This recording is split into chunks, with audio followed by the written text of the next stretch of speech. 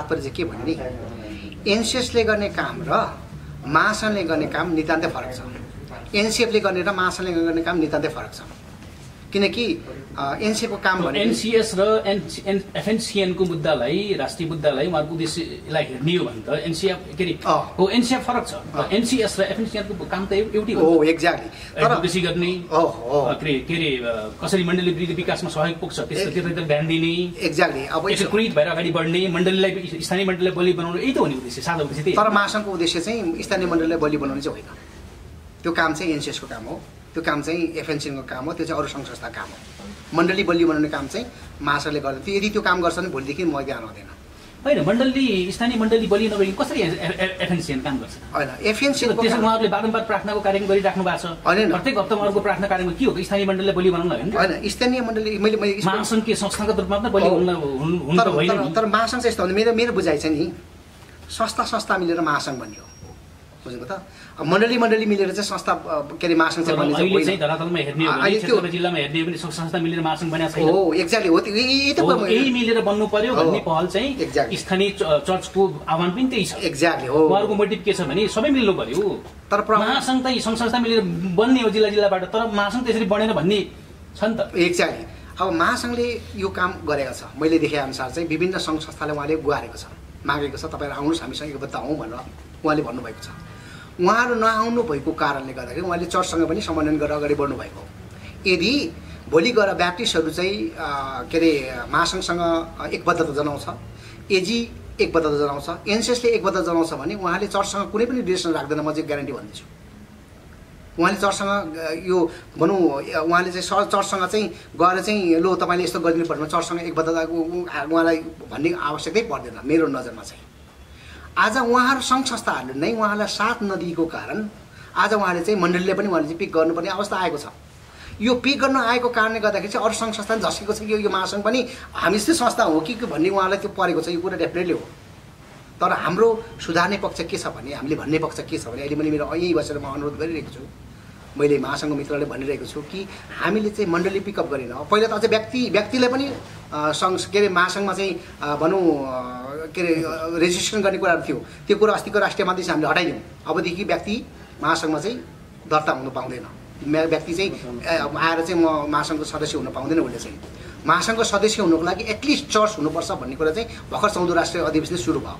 अब आउने हामी 15औं महाधिवेशनमा चाहिँ यो हेर्न चाहन्छौँ कि हामी चर्च चाहिँ महासङ्घको सदस्यता होइन, हामी संस्था मात्रै यो महासङ्घको सदस्य हुनुपर्छ। जस्तै उदाहरणको लागि हाम्रो एउटा टोलमा चाहिँ 10वटा चर्च छ। त्यो जो 10वटा चर्चको एउटा संस्था बन्छ, त्यही संस्थाको चाहिँ प्रतिनिधित्व चाहिँ उसले गरेर आउँछ। त्यो चाहिँ महासङ्घको लागि चाहिन्छ। तर एउटा चर्चको लागि मात्रै महासङ्घ जान चाहिँ हुँदैन। र गएको छ भने त्यो चाहिँ हामीलाई सुधार गर्नुपर्छ भनेर चाहिँ हामीले आवाज उठाएका छौँ। अब यो कसको गल्ती हो मलाई थाहा भएन, महासङ्घको गल्ती हो कि अरू सङ्घ संस्थाको गल्ती हुन् कि, तर गल्ती चाहिँ सबैजनाको छ। तर अब यसलाई चाहिँ सुधार्ने मौका यही बेला छ। हामी चर्च महासङ्घ दर्ता गर्ने होइन, संस्था चाहिँ महासङ्घ दर्ता गर्ने हो र एकबद्धता भएर अगाडि बढ्ने हो। यो चाहिँ मैले जानेको चाहिँ जस्तो हामीले गोप्य सूत्रबाट के थाहा पाएका छौँ भने यो एफएनसिएन, एनसिएस अनि त्यसपछि अर्को पनि एनसिएफ होइन, अरू मिलेर अर्कै एउटा केही गर्दैछन् भन्ने सुनेको छौँ। एकता ल्याउनको लागि एकता नै ल्याउनु पर्छ भने के छ त, सपोर्ट मात्र भए पनि पुग्दैन। जस्तो तपाईँको रणनीति तपाईँहरूको हुनसक्छ। जस्तो अहिले माओवादिजमले चाहिँ के भएको छ भने जुनै पनि पार्टी आए पनि जसले पनि जिते पनि आखिर स्ट्राटेजी चाहिँ कसको बिगिरहेको छ भन्दा माओवादिस्टको बिगिरहेको छ नेपाल सरकारमा। त्यही तरिकाले चाहिँ तपाईँहरूको स्ट्राटेजीलाई उनीहरूले सपोर्ट गर्न सक्दैनन् र एकतै भएर अर्को संस्थै खोलेर अगाडि बढ्नुपर्छ भन्ने छ। र किनभने संस्था कति खोलिसक्यो तपाईँहरूसँग रिसाइसकेको छ नि त। महासङ्घसँग रिसाएका छन्, एनसिआरसँग रिसाएका छन्, एनसिएफसँग रिसाएका छन्। अहिले नयाँ नयाँ सङ्घ संस्था नै खुलेका छन् नि त। उनीहरूलाई चाहिँ एकदम नल्याउने अनि गोप्य रूपमा मिटिङ बसेर यो 3वटा संस्थाका मान्छेहरू राखेर अर्को नयाँ संस्था खुल्ने कुरा पनि हामी सुनिरहेका छौँ।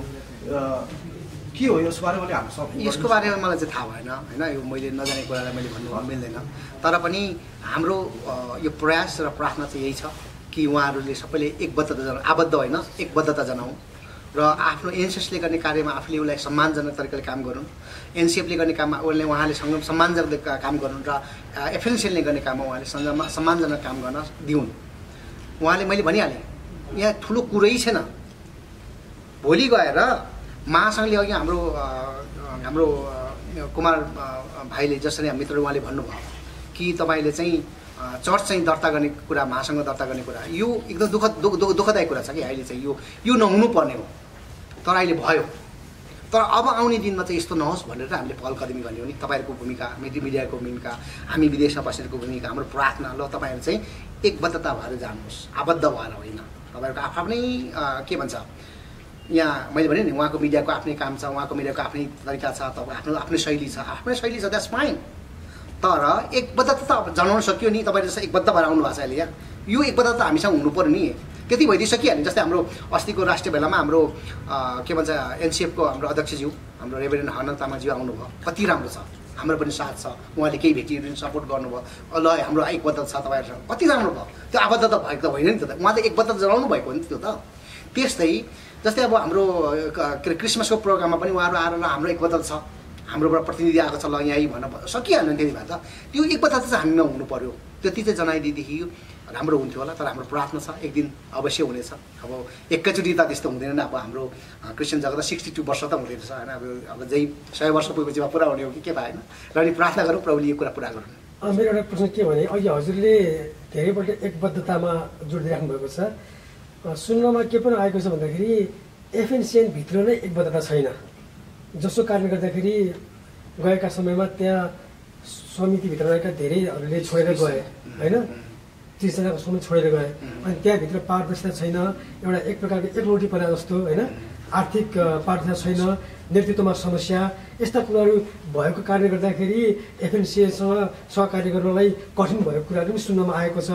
अनि अर्को कुरा चाहिँ के भन्दाखेरि एउटा राष्ट्रिय मुद्दामा आवाज उठाउने क्रममा चाहिँ एफएनसिएनबाट चाहिँ धेरैपल्ट चाहिँ एफएनसिएन चाहिँ नेपालका सबै इसाईहरूको प्रतिनिधि गर्ने संस्था हो भनेर चाहिँ एफएनसिएनको अध्यक्षज्यूले व्यक्त नै गर्नुभएको छ। जबकि एनसिएसहरूले आबद्ध भएका छैनन्। भनेपछि यसरी चाहिँ एउटा एफएनसिएनभित्र नै त्यो एउटा ट्रान्सपरेन्सी नभएको, एकबद्धता नभएको कारणले गर्दाखेरि यस्तो समस्या आएको हो कि यसबारेमा हजुरले के भन्छ? एउटा कुरा भनौँ है, भोलि गएर हाम्रो हक हित र पहिचान हामीले पायो भने के महासङ्घको अध्यक्षले मात्रै पाउने हो त? त्यो पहिचान त नेपालमा रहेको साधारण विश्वासी दिएर महान पास्टर सबैले पाउने हुन्छ। अब यसको प्रतिनिधित्व कसले गरेको छ? एफएनसिएले गरेको छ। र हाम्रो प्रतिनिधित्व हामीले चाहिँ सबै नेपाली इसाई दाजुभाइदेखिले प्रतिनिधित्व गरेको भन्नु पाउनुपर्छ। किनकि सबैको लागि उहाँले लड्नुभएको, उहाँले आफ्नो खर्च, पानी, उहाँले आफ्नो जीवन सङ्घर्ष, उहाँको भनाइ खेदो सबै उहाँले सहनु भएको छ। उहाँले अगाडि बढ्नु भएको छ। त्यो उहाँको आफ्नो के भन्छ परिश्रम लगाउनु भएको छ नि उहाँले, होइन, परिश्रम गर्नुभएको छ नि उहाँले। त त्यो परिश्रम उहाँले गर्नुभएको छ र त्यो परिश्रममा उहाँले चाहिँ सबै अघि मैले जेनरलको लागि उहाँले बोल्नु भएको छ, कुनै एउटा संस्थाको लागि मात्रै, कुनै एउटा चर्चको लागि मात्रै बोल्नु भएको होइन। त्यो एउटा कुरा स्पष्ट हुनु पर्यो। दोस्रो कुरामा अब महासङ्घमा ट्रान्सपरेन्सी छैन भन्नुहुन्छ भने तपाईँ आफै महासङ्घमा गएर बुझ्नुहोस्। किनकि म त त्यहाँ बसेर आएको, मैले त सबै ट्रान्सपरेन्सी देखेको छु, मैले त्यहाँको आर्थिक मामिलाहरू मैले हेरेको छु, देखेको छु, उहाँलाई सोधेको छु कसरी आउँछ, के गर्छ। अब के भन्छ भनौँ के अरे वान म्यान आर्मीको कुरा गर्नुभयो, म सिबिजीले मात्रै यो निर्णय गर्नुहुन्छ भनेर तब देख्नुभयो। तर मैले चाहिँ त्यहाँ देखेँ पनि देख्दिनँ, किन सिबिजीले अरूले नै आफ्नो भूमिका, सबैको आफ्नो काम छ नि। जस्तो हातको काम आफ्नो, हामी बाइबलले भन्छ अब आफ्नो अङ्गअनुसार काम, उहाँ टाउको हुनुहुन्छ, उहाँ टाउकोले बोल्नुहुन्छ, तर भित्र मुटुमा काम गर्ने मान्छे छैन, मुटु देख्दैन हामी त। उहाँभन्दा पछाडि काम गर्ने कति मान्छेहरू छन् नि, कस्ता कस्ता इमान्दार मान्छेहरू, कति कति प्रभुमा समर्पित मान्छेले प्रार्थना गर्नुभएको छ, त्यो चाहिँ हामी देख्दैनौँ नि त। तर उहाँहरू कतिजना अब 30 जना छुट्टै जानुभयो। त्यसमा हामीले त अब उहाँको व्यक्तिगत आचरणको बारेमा म कुरा गर्न चाहन्न, म भन्दिनँ। तर पनि कति मानिसहरूले यदि त्यो संस्थामा, कुनै पनि संस्थामा जस्तै महासङ्घमा आएर भोलि मलाई महासङ्घको कार्यकलाप मलाई मन परेन भने म कहिले पनि महासङ्घलाई चाहिँ यस्तो आरोप लगाएर म जाने छैन। यो मेरो मुखबाट कहिले पनि यो महासङ्घप्रतिको खराब शब्द निक्लेर म जाने छैन। यद्यपि खराब भए त म भन्ने छैन। एउटा कुरो के हो भन्दाखेरि जसरी तपाईँले जुन कुरो व्यक्त गर्दै हुन्छ नि एकदम गहन छ, तर एउटा संस्थाको भन्दा कुनै पोस्टमा रहने मान्छे कति नैतिकता हुनु पर्यो? विवाहबारीदेखि लिएर आर्थिक लेनदेनदेखि लिएर नैतिकवान हुनु कति हुनुपर्ने हो? तपाईँ चाहिँ एउटा पास्टर हुनुहुन्छ, बाइबलको कुरा आधारित नदेखिँदाखेरि त कहिलेकाहीँ चाहिँ हामीले चाहिँ हाम्रो लिडर यो हो भनेर छाती पिटेर हिँड्ने अवस्था नेपालमा छैन। काहीँ न काहीँ कमजोरी छ होइन। अब तपाईँले पनि सबै कुरा थाहा छ, भन्न मिल्दैन मिडियामा। के छ तपाईँको यसमा विचार? अब मान्छे कोही पनि सबैजना एकदमै के के भन्छ स्वर्गदूत यहाँ चाहिँ हुँदैनन् होइन, सबैजनामा आफ्नो कमजोरी छन्। ममा पनि तपाईँमा म आफैमा पनि केही कमजोरी होलान्, मेरो पनि आफ्नो कमजोरी छल्नु होला। सबै मान्छेमा यो कमजोरी छन्, कसैमा अलिक बढी होला, कसैमा कति घटी होलान्। त्योसँग भन्दा पनि हामीले मण्डलीमा सेवा गर्ने सेवक पास्टरको यदि सिबी गहतराज्यू उहाँ चाहिँ मण्डलीको पास्टर भएको भए उहाँलाई महासङ्घको अध्यक्ष हुनु उहाँ सुहाउँथेन। हाम्रो डायस्पोराको सबै लिडरले सोध्नुहोस्, हाम्रो भनाइ त्यही हो। उहाँले जे बोले पनि पाच्य हुन्छ, किनकि आफ्नो इसाई दाजुभाइ दिदीबहिनीको हक अधिकार जे बोले भन्दाखेरि त्यो दायराभन्दा बाहिर गऱ्यो भने अलिकति हाम्रो ठाडो भाषामा बोल्दाखेरि उहाँलाई केही फरक पर्दैन। तर मण्डलीको पास्टर त्यो बोल्यो भने मैले त्यो बोल्ने सुहाउँदैन। सिबी गहतराज्यूले बोल्नुभएको शब्द, हाम्रो अध्यक्षजीले बोल्नुभएको शब्द र मैले बोलेको शब्दमा केही चयन हुनुपर्छ। म पास्टर, म मण्डलीको पास्टर हुँ म, र त्यो कुरामा चाहिँ अब होला उहाँले बोल्दाखेरि अलिकति कडा बोल्नुपर्छ, कहिले नरम बोल्नुपर्छ, कहिले उहाँ चाहिँ अलिकति भनौँ स्ट्रिक्ट फरवर्ड समुदायको मुद्दालाई एड्रेस गर्नुको निम्ति राजनीतिक रूपमा अप्रस्त गर्नै पर्ने विकल्पै छैन। त्यसमा त कुनै प्रश्नै छैन। एक्ज्याक्टली समुदायले खोजेको कुरा नि त्यही हो। आखिर राजनीतिक दलहरूसँग नगएर त कृषि समुदायको मुद्दा त एड्रेस हुँदैन। त्यो त उहाँले गर्नुभएको त्यो अप्रोच गर्ने तरिका त ठिक छ, त्यसमा प्रश्न के अरे ऊ छैन। तैपनि नेतृत्वमा त्यो समस्या भइसके पछाडि चाहिँ 30 जना एकजना होइन 30 जना पदाधिकारीले छोडेर गयो भन्ने एउटा प्रश्न छ कि। तर त्यहाँ स्वार्थको कुरा मैले देखाएको छु, जुन 30 जनाको स्वार्थ थियो त्यसमा अवश्य पनि हुन्छ, स्वार्थ थियो। किनकि मैले त्यो उहाँहरू जुन छोड्दा होइन एकजनाको त ठिक छ, एक दुईजना गए ठिक छ, उहाँहरूको व्यक्तिगत स्वार्थ थियो कुरा भएन भन्ने हुन्छ। 30 जनाले छोड्दाखेरि त यस्तो हुन्छ कि मेजोरिटी गएर छोडेर जाँदाखेरि त माइनोरिटीमा समस्या छ, नेतृत्वमा समस्या छ।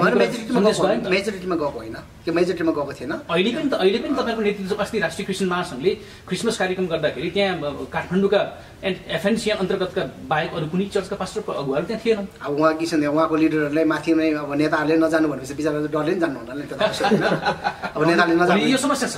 यो समस्या त्यो समस्या त कसले गर्दा नेताले गरेको त नि। हजुर, जसरी चाहिँ माविस अलिकति यो मैले चाहिँ क्रिस्चियन जगत अलिकति अरूसँग पनि तुलना गर्छु क्या, किनकि क्रिस्चियन जगत अरू पनि सिक्नुपर्छ हामीले। जस्तो माविसले जुन तरिकाले चाहिँ कम्प्रोमाइज गर्दै आएको छ, जस्तो लिडरले प्रचण्डले होइन, कतिचोटि बसेको छ, कोही चाहिँ त्यस्तै अध्यक्ष भएर पनि बस्यो वामपन्थी भएर।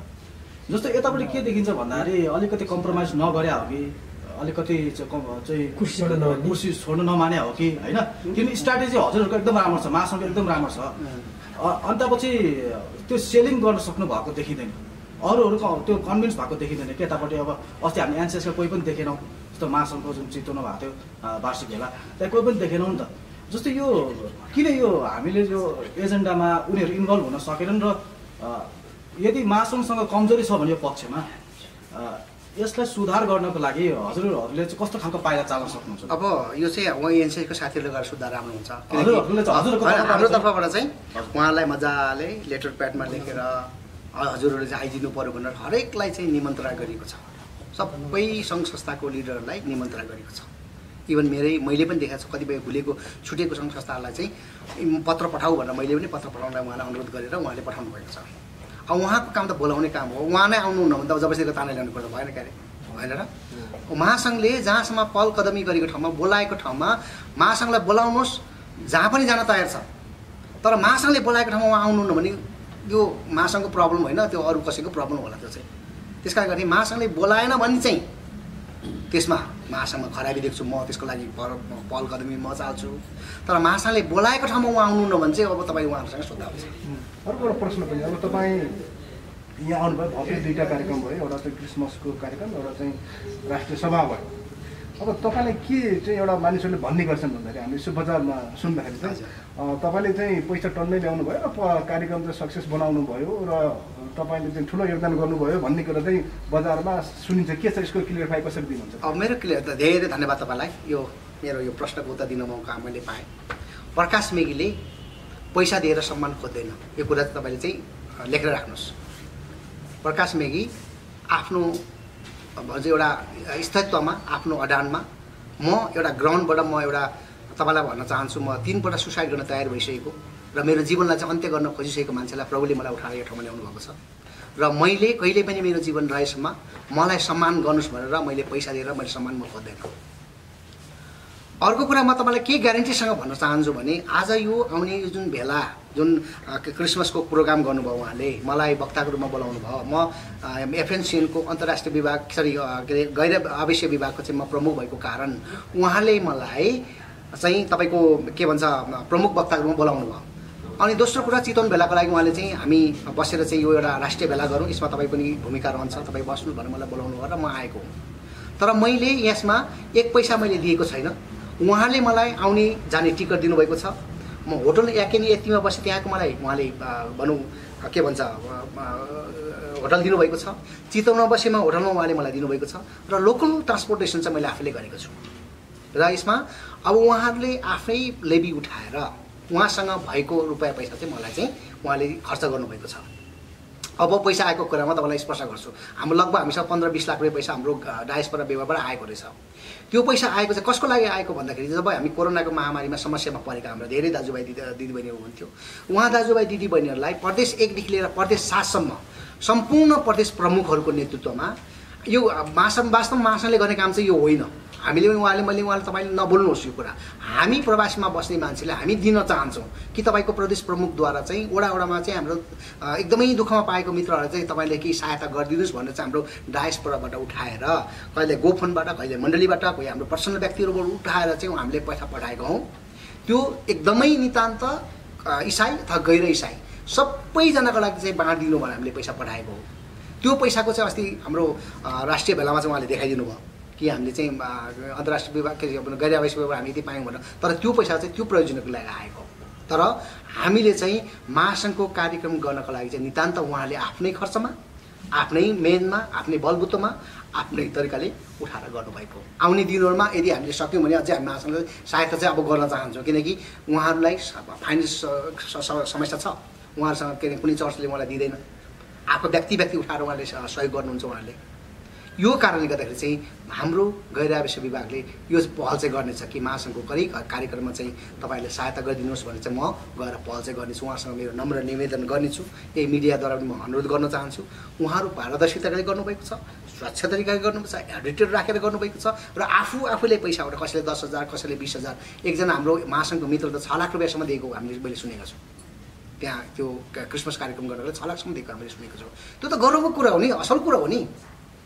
तर त्यो आक्षेप लगाउनु त्यो चाहिँ नितान्त आधार्मिक कुरा हो। भनेको 14औं राष्ट्रिय भेला र क्रिसमस कार्यक्रममा तपाईँको व्यक्तिगत तर्फबाट केही पनि सहयोग जिरो जिरो उल्टो मलाई जुन कोभिड रिलिफको कुरा गर्नुभयो नि, त्यो चाहिँ 15-20 लाख रुपियाँ रेज भयो डिएसपराबाट भन्नुभयो। हजुर, त्यो चाहिँ यो राष्ट्रिय भेला क्रिसमसको लागि होइन त्यो भएन। त्यो तपाईँले सोध्नुहोस् तपाईँको व्यक्तिगत तर्फबाट केही पनि खर्च भयो? न मलाई दिनुभएको छ। मैले भनिहालेँ त, प्रकाश मेगीले आफ्नो खर्च लगाएर, अब मैले यही प्रण लेखेको छु, आफ्नो खर्च लगाएर म आफ्नो कुनै पनि सम्मानमा आउने छैन। मैले कुनै पनि वचनबद्ध बल म तपाईँलाई चाहिँ म 1000जनामा यहाँ के अरे यहाँ खडा गर्छु, तपाईँ यहाँ वचन बोलिदिनुहोस् र यति लाख रुपियाँ पैसा दिनुहोस् भन्ने चाहिँ म आउँदैन यसमा।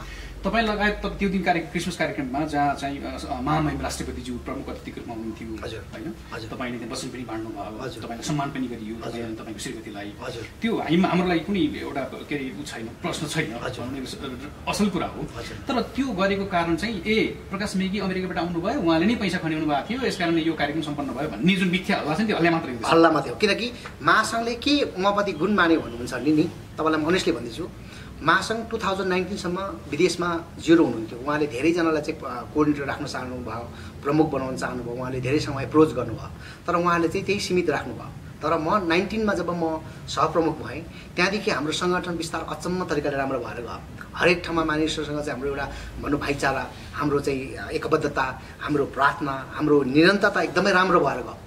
त्यो निरन्तरता भएको 33वटा देशमा चाहिँ हाम्रो भनौँ सद्भावदूतहरू हामीले चाहिँ के भनौँ नियुक्ति गर्न सक्यौँ, हाम्रो महादेशीय प्रमुखहरू नियुक्ति गर्न सक्यौँ र हाम्रो सिस्टम राम्रो भएको कारणले चाहिँ उहाँले मलाई के भन्नुभयो, तपाईँको नेतृत्वमा यत्रो विदेशमा बस्ने मानिसले हामीलाई प्रार्थना गरिदिनु भयो, तपाईँले अचम्मै राम्रो काम गर्नुभयो, एउटा हाम्रो पक्षमा वकालत गरिदिनु भयो, यसका लागि तपाईँलाई चाहिँ हामी अनुरोध गर्न चाहन्छौँ, तपाईँ चाहिँ तपाईँ र श्रीमती 2 जना आइदिनुहोस्, आएर हाम्रो कार्यक्रमलाई शोभा बढाइदिनुहोस् भनेर उहाँले मलाई अनुरोध गर्नुभएको। म आउँदिनँ, मैले भनेको म आउँदिनँ, म आउन सक्दिनँ, म एउटा साधारण काम गर्ने बसेर काम गरेर सेवा गर्ने सेवक हुँ, म यत्रो ठुलो सम्मानको म योग्यको छैन भन्दाखेरि उहाँले चाहिँ सबै हाम्रो टिमले नै उहाँले मलाई अनुरोध गर्नुभयो, आउनुहोस्, तपाईँले गर्नुभएको काम असल छ, परमेश्वरको नजर हामी रिकग्नाइज गर्न चाहन्छौँ, मानिसको नजर तपाईँलाई चाहिँ हामी एउटा सम्मान गर्न चाहन्छौँ भन्दाखेरि चाहिँ म आएको, नत्र म आउने थिएन। मलाई त्यो कुनै अर्को कुरा, यो तपाईँको उपस्थितिमा जुन खालको राष्ट्रिय एफएनसिएनले राष्ट्रपतिलाई बोलाएर एउटा ठुलो क्रिसमस समारोह कार्यक्रम सम्पन्न गर्यो, राम्रो मेसेज क्रिस्चियन समुदायमा मात्र होइन कि अख्रिस्टियन समुदायमा पनि राष्ट्रपतिले नै नेपालमा भएका नेपाली क्रिस्चियनहरूले नेपालको शिक्षाको क्षेत्रमा स्वास्थ्यको क्षेत्रमा चाहिँ उल्लेख्य योगदान गरेको छ भनेर उहाँले प्रशंसा पनि गर्नुभयो। राष्ट्रपति नै आउनुभयो, अब उहाँ सम्भवतः उहाँको लास्ट टाइम पनि भइदियो, यस पछाडि त्यस पछाडि अर्को राष्ट्रपति पाउँदा हामी नेपालीहरूले र यो आइसके पछाडि अनि तपाईँ अब के अरे यो 14औं एफएनसिएनको 14औं भेला जुन चितवनमा सम्पन्न भयो, तपाईँ के प्रमुख अतिथिमा एनसिएफ नेपालका अध्यक्ष भर्खरै पनि पास्टर हनुक तामाङ पनि जानुभयो। उहाँले पनि एफएनसिएनप्रति मेरो सदस्यता छ, मेरो समर्थन छ, एफएनसिएनले जे गरेको छ त्यसमा हाम्रो लागि हितको कुरा हो, राम्रो कुरा हो भनेर भन्नुभयो उहाँले। तर हामीले सुन्नमा आयो कि अब राष्ट्रिय क्रिस्चियन महासङ्घसँग एनसिएफ नेपाल एकीकृत भएर सामूहिक एजेन्डामा चाहिँ एक भएर अगाडि जाने भन्ने कुरा सुनियो, यो वास्तविकता हो? त्यो मलाई चाहिँ थाहा छैन। त्यो भयो भने त अति उत्तम हो, राम्रो कुरा हो।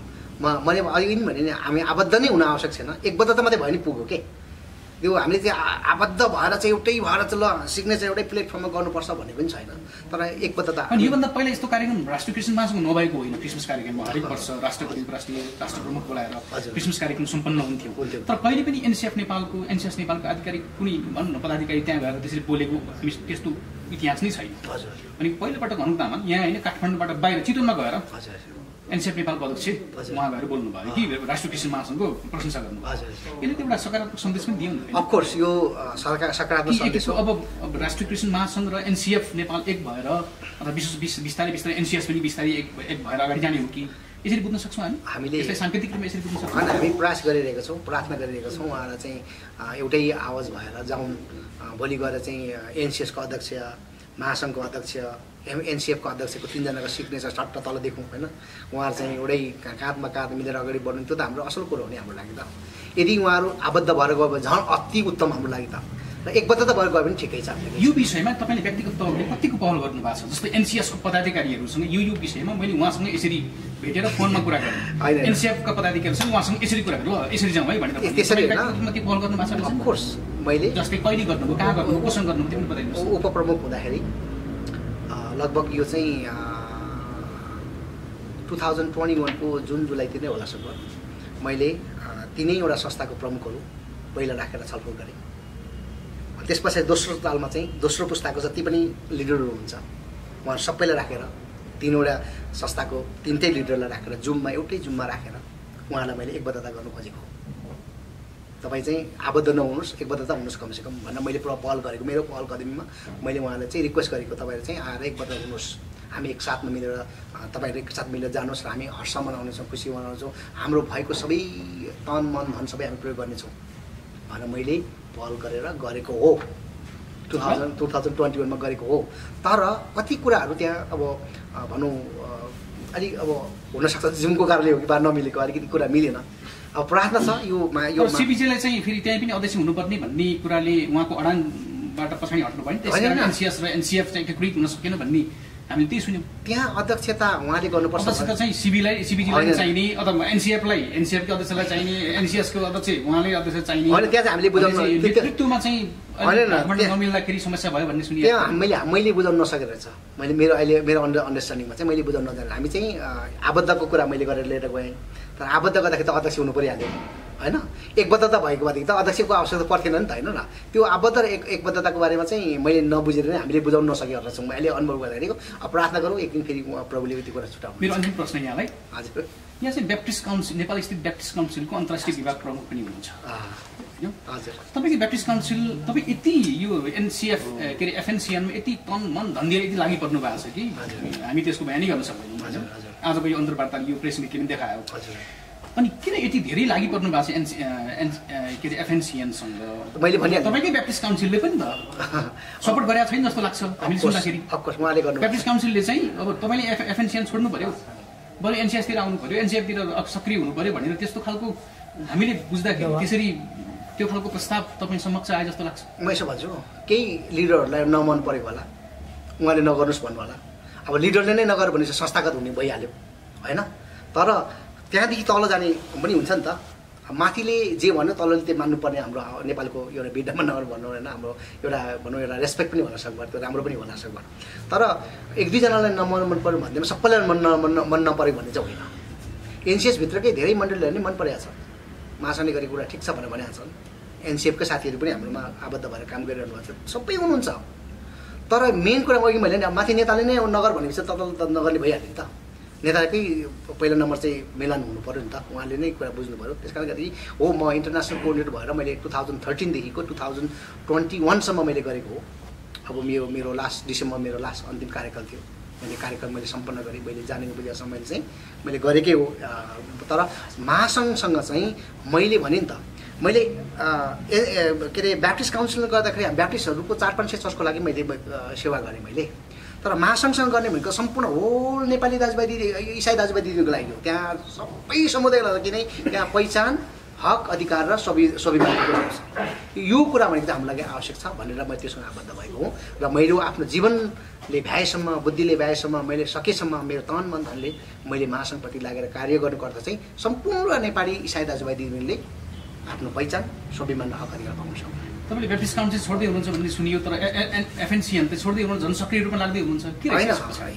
यसो हुन्छ नि, अब के अरे एफएनसिएनमा अझै सक्रिय भएर लाग्छु भनेर भन्दै हुनुहुन्छ। होइन यसो हुन्छ, हामी चाहिँ शरीरले दिनदिन डाँडो काट्दैछ, शरीरले दिनदिन डाँडो काट्दैछ। अब महासङ्घ पनि सधैँ बोकिरहने नि मैले महासङ्घलाई मैले 2 वर्ष, अब मेरो कार्यकाल 2 वर्ष हुन्छ, 2 वर्षसँग जोडतलले म लागिपर्ने हो। हरेक देशमा गएर चाहिँ म जागृतिको कार्यक्रम गर्छु, म आवाज उठाउने काम गर्छु। यो मेरो 2 वर्षको काम हो, म 2 वर्षमा गर्छु। त्यस पछाडि म पनि अरूलाई जिम्मा दिन्छु नि त। म यो सधैँभरि म यसकै पदमा होल्ड गरेर बस्ने मान्छे होइन। तर मेरो ब्याप्टिस्ट त मेरो घर हो, मेरो घर त म त्यहाँको इन्टरनेसनल कोअर्डिनेटर हौँ या नहौँ, जहिले पनि मेरो खुट्टा, मेरो परिश्रम, मेरो हात त त्यहीँ हुनेछ नि त। धरातल मेरो त्यही हो, मेरो पृष्ठभूमि त्यही हो, म त्यहीँबाट उठेर आएको हुँ। र मेरो ब्याप्टिस्टप्रति म गर्व गर्छु, म ब्याप्टिस्ट चर्चको मेम्बर हो, म गर्व गर्छु। तर महासङ्घप्रतिको मेरो जुन छ, सारा नेपाली इसाई दाजुभाइ दिदीले चाहिँ हक अधिकार र पहिचान पाउनु, त्यही भाषा बोल्नको लागि चाहिँ म यहाँ हो। पास्टरहरूले बस्दाखेरि त्यो प्रेरणा भयो जस्तै हामीलाई पनि त्यो प्रश्न गर्दाखेरि त्यो प्रेरणा भइरहेको रहेछ कि आत्मा यो दिनेर। अन्तिम प्रश्न एकदम अन्तिम प्रश्न एकैछिन। मेरो प्रश्न के अरे तपाईँ विभाग प्रमुख हुनुहुन्छ के अरे यो एफएनसिएनको। अमेरिका टाढोमा युरोपको कुरा नगरौँ, अमेरिका भएका नेपाली भाषी चर्चहरूले कसरी हेरिराखेका छन्? सहयोग छ अफकोर्स, किनकि अब त्यहाँको हाम्रो डक्टर सहयोग छैन नि। कतिपयहरूले हामीलाई कम्प्लेन गरिराख्नु भएको थियो, एफएनसिएनले गरेको कामप्रति हामी छैनौँ, कोही एकाध व्यक्तिहरू मात्र हुँदाखेरि एफएनसिएनको प्रतिनिधित्व नेपालमा अमेरिकामा भएका सबै चर्चहरूको छ भन्ने छैन भनेर भन्दै हुनुहुन्थ्यो। अब चाहिँ यसो हो, मैले भने के भने नि, अब हाम्रो डक्टर मनोज श्रेष्ठ हाम्रो अमेरिकाको सद्भावदूत हुनुहुन्छ, हाम्रो पास्टर नेमा घिसिङ, उहाँको चाहिँ तपाईँको पहिला प्रमुख हुनुहुन्थ्यो, अहिले उहाँ चाहिँ अब भूतपूर्व प्रमुख उहाँ हुनुभयो। अब त्यहाँ रहेको अरू मण्डली नेपालीहरू कोही पनि छैन त्यहाँ, जहाँ चाहिँ बाहुल्य त भोटिज नेपाली चर्चको बाहुल्य त छ अमेरिकामा। यसो नि त, मैले त्यो तपाईँले के भने नि, अब 2 वर्ष मेरो कार्यकाल छ, 2 वर्षमा म हरेक उहाँसँग पुग्नेछु कि म भुटानिज नेपाली चर्चेस अफ अमेरिकाको म जोइन्ट ट्रेजर हुँ, बिएनसीको म जोइन्ट ट्रेजर हुँ। उहाँसँग पनि उहाँले बुझिरहनु भएको छ मैले के गर्दैछु, म कस्तो गर्दैछु, उहाँले मलाई निहालिरहनु भएको छ। अब उहाँलाई गएर मेरो आफ्नो दर्शन भिजनलाई सेयर गर्ने हो, हामीले पैसा माग्ने होइन, उहाँहरूको आवाज हामीलाई चाहियो कि हाम्रो नेपाली इसाई दाजुभाइ दिदीबहिनीलाई चाहियो, आवाज चाहियो हामीलाई। त्यो आवाज उठाउने काम चाहिँ मैले गर्नेछु। अब भर्खर त सुरु हुँदैछ, अब यो सुरुमा चाहिँ अब हेर्दै जाउँ, अब कतिले एकबद्धता जनाउनुहुन्छ, कतिले जनाउनुहुन्न, त्यो त अब भविष्य कुरा हो। एउटा प्रश्न मैले गरेँ हजुरले अघि, अब एफएनसिएनलाई अझै समर्पित समय दिने कुरा गर्नु भएन। अब यो नेपालमा नेपालको नेपाली क्रिस्चियनहरूको राष्ट्रिय मुद्दा लगायत विभिन्न विषयहरूमा आवाज उठाउनको लागि नेपालमा विद्यमान रहेका एनसिएफ लगायत अन्य संस्थाहरूसँग सहकार्य गर्नको लागि एफएनसिएनबाट भविष्यमा कस्तो खालको पहल कदमी हुनेछ यहाँको विचारमा? अब पहल कदमी त अहिले पनि उहाँले बोलाउँदै हुनुहुन्छ। मैले भनिहालेँ, अब राष्ट्रिय बेला अब उहाँलाई चिठी काट्यो, अब तपाईँको क्रिसमस महोत्सव बनाउनु भयो, उहाँले त्यो चिठी काट्नुभयो, सबैलाई बोलाउनु भयो, आउनुहोस् न प्लिज हामीसँग मिलेर एकबद्धता जनाउनुहोस् भनेर उहाँले भन्नुभयो। अब पहल कदमी यही हो, हामी रहेसम्म उहाँहरू रहेसम्म उहाँले बोलाइ नै रहनुहुन्छ। तपाईँले उहाँहरूले प्रश्न गर्नुहोस्, उहाँले बोलाइ नै रहनुहुन्छ, पक्का बोलाउनुहुन्छ र बोलाएर पनि उहाँहरू अब एकबद्धता उहाँले जनाउनु हुने, उहाँकै प्रब्लम हो, उहाँले के गर्नु त्यो